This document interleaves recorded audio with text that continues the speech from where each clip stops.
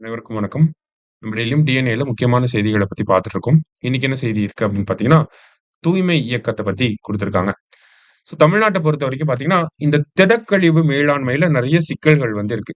என்ன மாதிரியான சிக்கல்கள் இருக்கு அப்படின்னு பார்த்தீங்கன்னா, நமக்கு சோர்ஸ் செக்ரிகேஷன் ஆஃப் வேஸ்ட் அப்படிங்கிறத சரியான முறையில நம்ம பண்ண மாட்டேங்கிறோம். அது என்ன சோர்ஸ் செக்ரிகேஷன் ஆஃப் வேஸ்ட் அப்படின்னு பார்த்தீங்கன்னா, நம்ம குப்பைய உருவாக்கக்கூடிய இடத்திலேயே அது மக்கும் குப்பை, மக்காத குப்பை அப்படின்னு சொல்லி பிரிச்சு வைக்கிறது. அந்த மாரியான வேலைகள நம்ம பண்றதில்ல அவ்வளவா. அடுத்ததா பார்த்தீங்க அப்படின்னா, எங்கேயாவது காலி இடங்கள் கிடந்துச்சுன்னா, அங்க கொண்டு போய் குப்பைய போட்டுறது.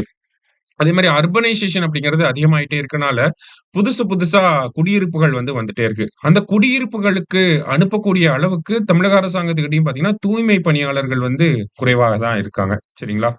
அந்த மாதிரியான குற்றச்சாட்டுகள் இருக்கு. கட்டுமான கழிவுகள் அப்படின்னு சொல்லுவாங்க. கன்ஸ்ட்ரக்ஷன் வேஸ்ட் சரியா? இந்த கன்ஸ்ட்ரக்ஷன் வேஸ்ட்ட சரியான முறையில டிஸ்போஸ் பண்றதும் கிடையாது. இந்த மாரியான பிரச்சனைகள் இருக்கு. இந்த மாரி நெறைய பிரச்சனைகள நம்ம சொல்லலாம். இந்த திடக்கழிவு மேலாண்மையில இவ்வளவு பிரச்சனைகள் இருக்கு. அப்ப இந்தியா முழுக்க பார்த்தீங்கன்னா, இந்த திடக்கழிவு மேலாண்மையில பிரச்சனைகள் இருக்க தான் செய்யுது. இருந்தாலும் தூய்மை இந்தியா திட்டம் கொண்டு வந்ததுக்கு அப்புறமா ஓரளவுக்கு அந்த பிரச்சனைகள நம்மனால சரி செய்ய முடிஞ்சது. தமிழகத்திலயும் பார்த்தீங்கன்னா, இந்த பிரச்சனைகள நம்ம சரி செஞ்சுட்டே தான் இருக்கோம். இருந்தாலுமே அர்பனைசேஷன் அப்படிங்கிற ஒரு காரணம் இருக்கு. ஓகேங்களா? அதனால நெறைய எவ்வளவுக்கு எவ்வளோ சீக்கிரமா செய்றோமோ, அவ்வளவுக்கு அவ்வளோ அதிகமான குப்பைகள் சேர்ந்துகிட்டே தான் இருக்கு. இப்ப திடக்கழிவு மேலாண்மை அப்படிங்கிறது ஒரு காலகட்டத்துக்கு அப்புறமா கைய மீறி போகக்கூடிய நிலைமைக்கு தமிழக அரசாங்கம் தள்ளப்பட்டிருக்கு. ஓகேவா?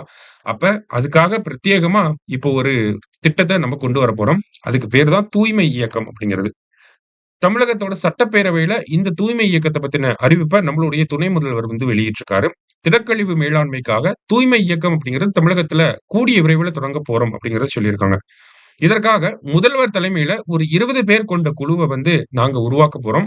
அந்த குழு பார்த்தீங்கன்னா, இந்த திடக்கழிவு மேலாண்மைய எப்படி பண்ண போறோம்? அதற்கான கொள்கைய வகுக்கிறதுல இருந்து, நிதிய திரட்டுவது, அதுக்கப்புறமா பார்த்தீங்கன்னா, ஒவ்வொரு துறைகளையும் ஒருங்கிணைச்சு இந்த திடக்கழிவு மேலாண்மைய சரியான முறையில செயல்படுத்துறது.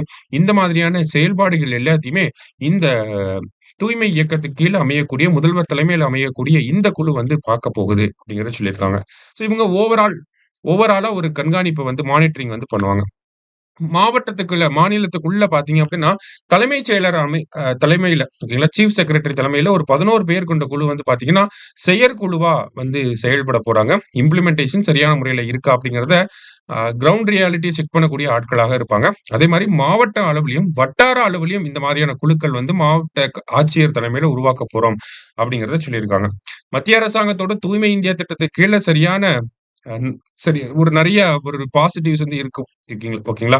அதே மாரியான பாசிட்டிவ்ஸ நம்மளுடைய இந்த தூய்மை இந்தியா திட்டத்துக்கு தூய்மை இயக்கத்துக்கு கீழயும் கொண்டு வரணும் அப்படிங்கிறது ஒரு நோக்கமாக நம்ம வச்சிருக்கோம். சரிங்களா? இதற்காக பார்த்தீங்கன்னா, இனிஷியலா ஒரு 46,000 கோடிய செலவு பண்ண போறோம் அப்படின்னு சொல்லியிருக்காங்க. அதுல ஒரு 10 கோடி ரூபாய் இனிஷியலா ஒதுக்கீடு செய்யப்பட்டிருக்கு. சரியா? அதுதான் இந்த செய்தியில நம்ம பார்த்திருக்கோம். நம்ம அகாடமில பார்த்தீங்கன்னா, F1 டெஸ்ட் சீரிஸ் அப்படிங்கிறது போய்க்கிட்டு இருக்கு.